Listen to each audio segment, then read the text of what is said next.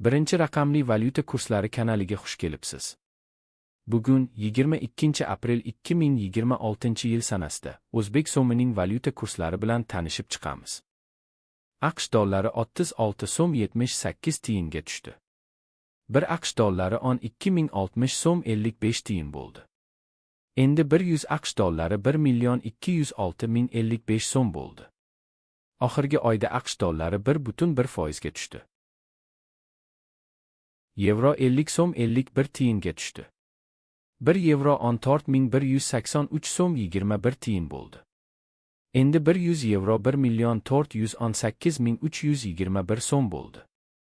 Oxirgi oyda yevro 1,3% ga oshdi.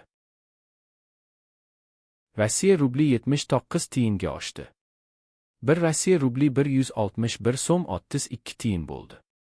Endi 1000 Rossiya rubli 161 320 so'm bo'ldi. Oxirgi oyda Rossiya rubli 2,8% ga oshdi. Xitoy yuani 5 so'm 1 tiyinga tushdi. 1 Xitoy yuani 1769 so'm 39 tiyin bo'ldi. Endi 1000 Xitoy yuani 1 769 390 so'm bo'ldi. Oxirgi oyda Xitoy yuani 0,1% ga oshdi. Koreya voni 1 tiyinga tushdi. 1 Koreya voni 8 so'm 21 tiyin bo'ldi.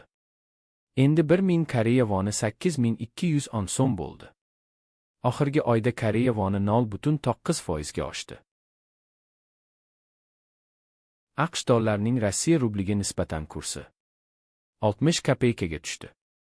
1 AQSh dollari 74 Rossiya rubli 76 kopeyka bo'ldi. Endi 100 AQSh dollari 7476 Rossiya rubli 17 kopeyka bo'ldi. Oxirgi oyda AQSh dollarining Rossiya rubliga nisbatan kursi 2,3% ga tushdi. Ertaga yangi kurslar bilan uchrashguncha like bosib obuna bo'lishni unutmang. Qo'ng'iroqchani bossangiz video chiqishi bilan sizga xabar beraman. Kuningiz xayrli bo'lsin.